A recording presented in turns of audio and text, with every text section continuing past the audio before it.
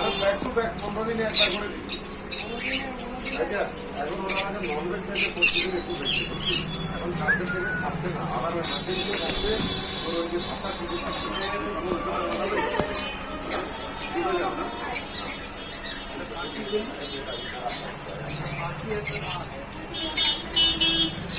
আবার